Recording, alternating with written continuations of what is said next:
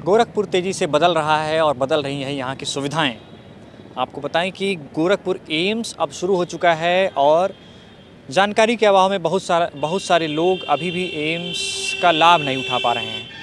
AIIMS के प्रयास से और गोरखपुर लाइव के प्रयास से हम ये वीडियो बना रहे हैं और आपको ये दिखाने की कोशिश कर रहे हैं कि कैसे आप भी एम्स में आसानी से इलाज करा सकते हैं और यहाँ पर आकर किस तरह से सिस्टमेटिक तरीके से आप बहुत कम शुल्क में अपना ट्रीटमेंट करा सकते हैं। आपको वो प्रोसीजर बताते हैं। सबसे पहले आपको बता दें कि हम गेट नंबर 2 पर हैं। एम्स का पीछे दिखाइए, ये एम्स का गेट नंबर 2 है।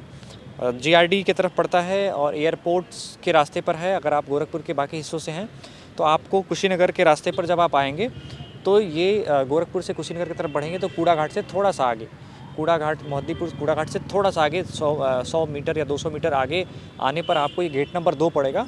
वहाँ से आपको ठीक आना है। जैसे ही आप अंदर आएंगे तो इस जगह पर पहुँचेंगे। यहाँ पर आपको ठीक बगल में ये बिल्डिंग ओपीडी बिल्डिंग दिखाई दे रही है। यहीं पर जो है ओपीडी के सारे डॉक्टर्स बैठते हैं।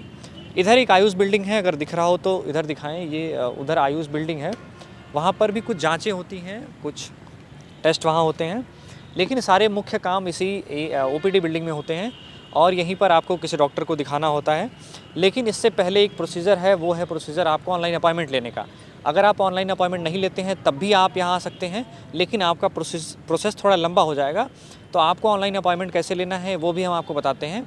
फिर आपको हम लेकर चलते हैं कि आप जब यहाँ आएँ उससे पहले ऑनलाइन अपॉइंटमेंट ले लें और फिर आपको अंदर हम ओपीडी बिल्डिंग में लेकर चलते हैं। दिखाते हैं कि कैसे आप यहाँ पर आकर कैसे टोकन ले सकते हैं, फिर कैसे आप डॉक्टर को दिखा सकते हैं। उसके बाद फिर टेस्ट की ज़रूरत है तो वो कैसे कर सकते हैं। तो आप बने रहिए हमारे साथ। आप देखिए कि कैसे आप जो है ऑनलाइन अपॉइंटमेंट ले सकते हैं ताकि आपको जो है यहाँ पर लाकर सुबह लाइन ना लगानी पड़े और आप पहले से ये श्योर हों कि जिस डॉक्टर को आप दिखाने आ रहे हैं वो डॉक्टर यहाँ पर उपलब्ध हो। तो पहले ये प्रोसीजर देखिए। तो आइए अब हम समझते हैं कि कैसे आप एम्स गोरखपुर में ओपीडी के लिए ऑनलाइन अपॉइंटमेंट ले सकते हैं। तो सबसे पहले आपको, अगर आप एंड्रॉयड यूज़र हैं तो आपको प्ले स्टोर, और अगर आप iOS यूज़र हैं तो आपको ऐप स्टोर में जाना होगा। सबसे पहले एंड्रॉयड यूज़र के लिए हम बता रहे हैं, आपको प्ले स्टोर ओपन कर लेना होगा और यहाँ ऊपर आपको सर्च बॉक्स में टाइप करना होगा एम्स गोरखपुर।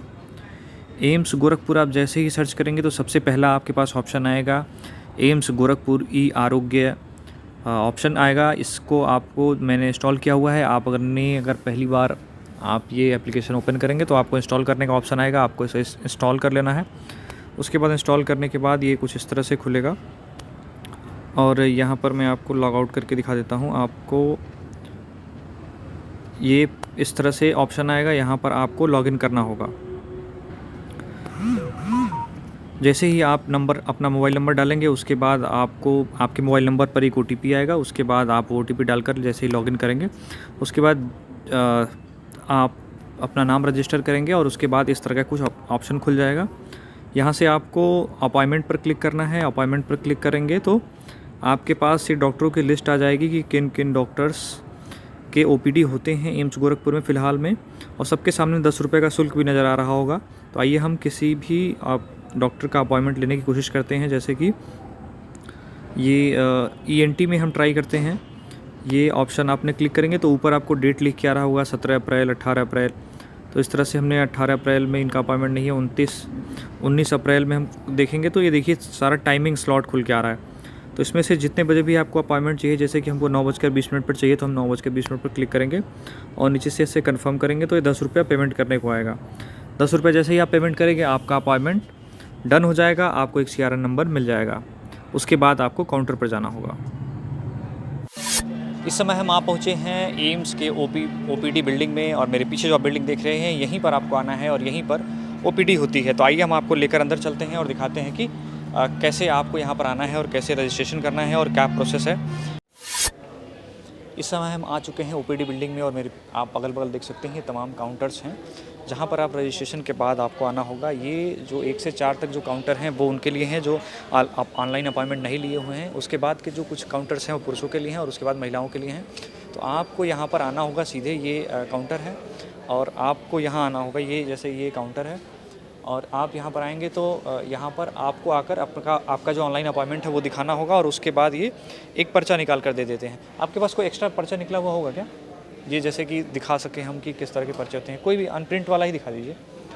जैसे ये पर्चा होता है, इस तरह का ये एक पर्चा देते हैं, इस पे आपका नाम और सारी चीज़ें प्रिंट होती हैं।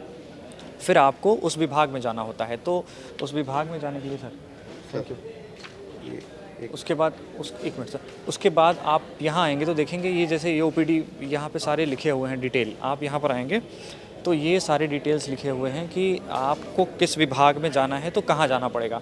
आप जस्ट बगल में आएंगे तो आप देखेंगे ये सारे वो हैं डिटेल्स हैं कि आपको अगर हड्डी विभाग, जैसे ये हड्डी विभाग में जाना है तो आपको ग्राउंड फ्लोर पर जाना होगा और 9, 10, 12 और 15 ये रूम में हड्डी विभाग है। इसके अलावा ये जो ब्लड इन्वेस्टिगेशन है वो ग्राउंड फ्लोर पर है 25 नंबर कमरे में। इसके अलावा ये फर्स्ट फ्लोर की बात करें तो आई डिपार्टमेंट जो है वो फर्स्ट फ्लोर पर है। पेडियाट्रिक है तो वो फर्स्ट फ्लोर पर है 138 से 142 नंबर कमरे में। उसी तरह ये सेकंड फ्लोर है, यहाँ पर देखिए ये डर्मेटोलॉजी है और ये फैमिली मेडिसिन है, जनरल मेडिसिन है। तो ये इतने विभाग हैं और सबका यहाँ लिस्ट लगा हुआ है कि आपको किस विभाग में जाना है और कैसे ट्रीटमेंट लेना है।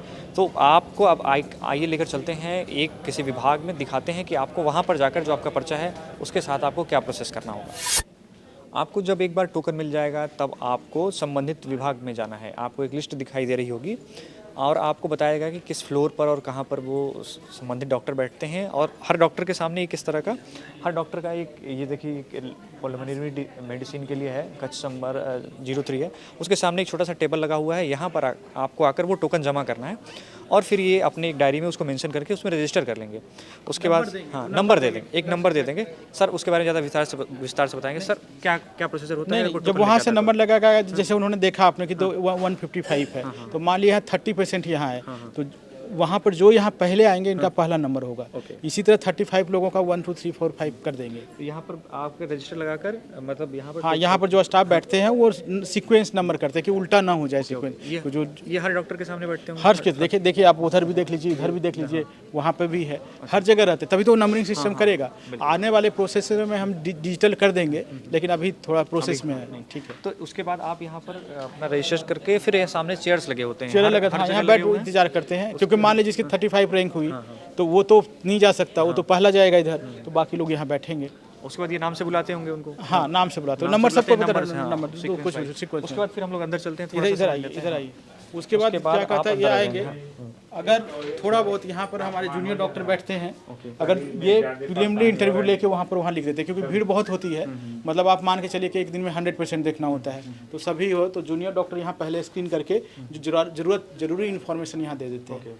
जब जूनियर डॉक्टर जरूरी इन्फॉर्मेशन दे दिए तो ये प्रबंधन विभाग के फैकल्टी हैं, तो वो अब सर आप क्या क्या सुविधाएं हैं, कैसे देखते हैं, सब बता दीजिए। सर हमारे यहाँ पे ओपीडी की सुविधाएं, ये तो इस समय आप ओपीडी में हैं, ओपीडी ब्लॉक में हैं। इसके अतिरिक्त यहाँ पे जो हम लोग ओपीडी में हम लोग देखते हैं, पेशेंट्स को देखते हैं, हमारे सीनियर रेजिडेंट बाहर बैठे हुए हैं। इसके अलावा हमारे पास जूनियर रेजिडेंट्स भी हैं। वो लोग पहले पेशेंट की प्राइमरी हिस्ट्री वगैरह ले लेते हैं और फिर पेशेंट हमारे पास आता है। इसके बाद हम आगे पेशेंट को जो भी प्रिस्क्रिप्शन राइटिंग है वो सब हम करते हैं।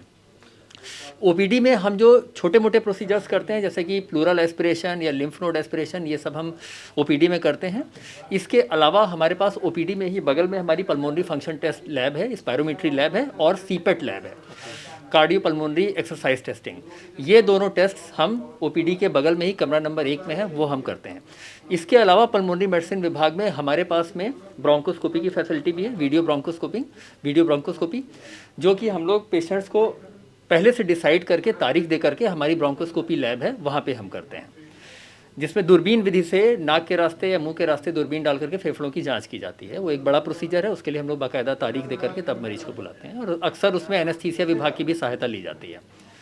इसके अतिरिक्त हमारे पास में हमारा इंडोर के जो वार्ड है, हमारा करीब 20 बेड का इंडोर वार्ड है, जो कि हमारा 2nd फ्लोर पर है। भर्ती सीरियस मरीजों को हम वहाँ पर ले जा करके भर्ती करते हैं। वहाँ पे भी हमारे पास अभी आईसीयू हमारा प्लान करने का है। अभी हमने 1-2 वेंटिलेटर रखे हुए हैं कि अचानक में अगर कोई मरीज़ बहुत गंभीर होता है तो हम उस मरीज़ को ट्रीट कर सकें। अन्यथा हम यहाँ पर अपने वार्ड में अभी नॉन इन्वेजिव वेंटिलेशन यानी बाईपैप और सीपैप के जरिए भी पेशेंट को ट्रीट कर रहे हैं। जैसे ऐसे पेशेंट जो कि जिनके कार्बन डाइऑक्साइड स्तर बहुत बढ़ा हुआ रहता है, उनको बाईपैप की अगर आवश्यकता होती है, नॉन इन्वेजिव वेंटिलेशन जिसे कहते हैं, वो भी हम देते हैं। इसके अतिरिक्त जो प्रोसीजर हम कर रहे हैं, जैसे कि intercostal drainage tube insertion, ICD, कोई बड़ा प्लूरल एस्पिरेशन, थेरेपेटिक एस्पिरेशन यानी कि पसलियों में पानी बहुत भरा हुआ है, ज़्यादा है, तो उसको निकालने का काम हम वहाँ पे भी करते हैं। पूरा हमारी ओपीडी जो डेली है करीब सोमवार से शुक्रवार तक, ये अगर वीकडेज वीकेंड नहीं है तो ये करीब 150 से 170 तक आजकल पहुँच जाती है। चलिए सर, आपने इतना समय दिया इसके लिए बहुत बहुत धन्यवाद, और माफ़ी चाहूँगा कि मैंने आपको डिस्टर्ब भी किया। ये हमारे अच्छा, अंडर ग्रेजुएट स्टूडेंट्स हैं इस समय। आप लोग MBBS के स्टूडेंट हैं? यस। आप लोग डेली यहाँ आते हैं? हाँ, यहाँ हम लोग की क्लिनिकल पोस्टिंग लगती है डेली 3 घंटे की। ओके। यहाँ से हम लोग पेशेंट्स के साथ इंटरेक्ट होते हैं और हिस्ट्री टेकिंग हम लोग को सिखाई जाती है यहाँ पे। तो आप लोग मतलब आप लोग भी फिर मरीजों के लिए थोड़ा ट्रीटमेंट में हेल्प, जैसे कि आप बता रहे कि आप मेडिकल हिस्ट्री टाइप का बनाते हैं उनका, या ट्रीटमेंट में हेल्प नहीं करते हैं, केवल हिस्ट्री। अच्छा, हम बच्चों के ये लिए हमारे MBBS के छात्र हैं। अभी ये 2021 बैच के छात्र हैं। इसके अलावा एक 2019 बैच का भी रनिंग है। इन बच्चों को पहले कुछ दिनों में हिस्ट्री टेकिंग, मरीजों से कैसे इंटरेक्ट करना है वो बताना, और फिर अपने साथ में हमारे जो जूनियर रेजिडेंट और सीनियर रेजिडेंट पोस्टेड है और हम लोग अपने साथ में अपने ऑब्जर्वेशन में हम मरीजों को कैसे एग्जामिन किया जाता है वो बताते हैं। मोटा मोटी समझे तो ट्रेनिंग एक तरह से कि ट्रेनिंग जी शुरू जी, है अभी से। क्योंकि ये बच्चे अभी MBBS पास नहीं किए हुए हैं, ये बच्चे अभी MBBS के छात्र हैं, तो एक प्रारंभिक ट्रेनिंग जो बच्चों को मरीजों हमारे विषय से संबंधित वो हम देते हैं, जैसे कि हिस्ट्री टेकिंग या प्राइमरी जो एग्जामिनेशन करना है पल्मोनरी मेडिसिन का वो। Thank you sir. आप बच्चे का जब तक इंटर्नशिप में जाते हैं, फाइनल ईयर पास करते हैं ना, तभी वो पेशेंट देख सकते अभी हैं। तक वो ट्रेंड हो जाते हैं, हाँ, तब वो लिख सकते हैं। अभी लीगली भी वो लिख नहीं सकते हैं। मतलब हेल्प वो करते हैं इनकी भी और सीखते अपनी हैं, वो सीखते सीखते हैं। हैं। जो उनको क्वेश्चन होगा कि जैसे मान लो कोई भी टीबी में है तो टीबी का क्या साइन सिम्टम होता है, क्या होता है, कैसे ट्रीटमेंट करते हैं, क्या क्या इन्वेस्टिगेशन करते हैं, कैसे एग्जामिन करते हैं। एग्जामिनेशन पार्ट बहुत होता है। और उससे पहले जो हिस्ट्री टेकिंग बोला ना, उसका मतलब ये होता है कि पेशेंट से बात कैसे करते हैं, इंटरेक्टिव, हाँ, उसकी पूरी चीज़ें उसके अंदर है कि क्या क्या चीज़ें, सब कुछ लेंगे तभी डायग्नोसिस बन पाएगा। तो ये ट्रेनिंग है इनकी। किसी भी विभाग में दिखाने के बाद यदि किसी जांच की आवश्यकता महसूस की जाती है तो डॉक्टर द्वारा जांच की रिकमेंडेशन की जाती है कि आपको ये जांच कराना होगा। अब वो जांच कहाँ होगी, तो आपको फिर से ग्राउंड फ्लोर पर आना है और मेन एंट्रेंस है, इधर दिखाइए, ये मेन एंट्रेंस है। आप समझ सकते हैं कि हम लोग कहाँ पर हैं। ठीक उसके बगल में इधर ये जो एरिया आपको दिख रहा होगा, ये जो एरिया है ये दिख रहा होगा, यहाँ पर हमको आना है। और यहाँ पर जो है जब कोई भी विभाग के डॉक्टर्स अगर किसी जांच की रिकमेंडेशन करते हैं तो फिर हमको इधर आना होगा। और ये देखिए सामने जो है ये कैश काउंटर लिखा हुआ है, 34 नंबर कमरा, और रक्त जांच कमरा लिखा हुआ है। तो यहाँ पर यहाँ पर आना होगा आपको। और ये देखिए यहाँ पर कुछ काउंटर्स बने हुए हैं, कैश काउंटर्स हैं। तो वो जो आपका पर्चा जो है वो आपको यहाँ पर दिखाना होगा। जैसे कि ये देखिए ये लोग आए हुए हैं, इधर हम दिखाएं तो ये यहाँ पर आपको आना होगा और यहाँ पर आपको आकर फ़ीस जमा करनी होगी, जो भी नॉमिनल सा शुल्क है वो जमा करना होगा। उसके बाद ये उसकी रिसिप्ट दे देंगे और उसके बाद ये इधर पूरा एरिया है जहाँ सिटी स्कैन MRI होता है इधर, और ब्लड सैंपल की जांच इधर होती है। सर ये मोटा मोटी ये CT scan MRI, CT scan और MRI इधर है, और ब्लड सैंपलिंग की कलेक्शन बता दीजिए, इसको दिखा दीजिए। अच्छा चलिए, बिल्कुल बिल्कुल। तो ये इसी पार्ट में आपको पूरे इन्वेस्टिगेशन के लिए वो करना होता है। तो यहाँ पर आप आएंगे तो आप देखेंगे ये पूरे इधर का जो एरिया है वो इन्वेस्टिगेटिंग डिपार्टमेंट का ही एरिया है। तो यहाँ पर आप आएंगे जब, तो आप यहाँ पर ब्लड कलेक्शन और ये जो चीज़ें हैं, काउंटर में पर्चा जमा करते हैं, वहाँ से लेकर के पर्ची एक लेके आएंगे, फिर यहाँ पे टेस्ट डन का मुहर लगता है। यहाँ पर आप आएंगे तो ये बता रहे हैं कि सैंपल कलेक्शन, ओके। ओके, यहाँ पर क्या होता है, सबसे पहले क्या प्रोसेस करते हैं? देखिए ये लेते हैं और हम इन्हें दिए। ओके, आप यानी कि जो आपको एक रसीद, ये सर एक मिनट देख सकते हैं, जैसे ये जो फीस जमा की होगी आपने टेस्ट की वो, और जो डॉक्टर का प्रिस्क्रिप्शन होगा वो आपको देने के बाद आप क्या प्रोसेस करते हैं? उसके बाद मैं एंट्री करता हूँ यहाँ। आप एंट्री करते हैं, उसके बाद कलेक्शन कहाँ पे होता है? ब्लड कलेक्शन सामने होता है। उसके बाद ये टेस्ट की एंट्री कर लेते हैं कि ये टेस्ट होना है। उसके बाद फिर ये हाँ उसके बाद जो है यहाँ पर, उसके बाद आपको इस रूम में आना होगा। बस यहीं से हम दिखा देंगे। यहाँ पर कलेक्शन होता है। हाँ, यहाँ पर ब्लड कलेक्शन होता है।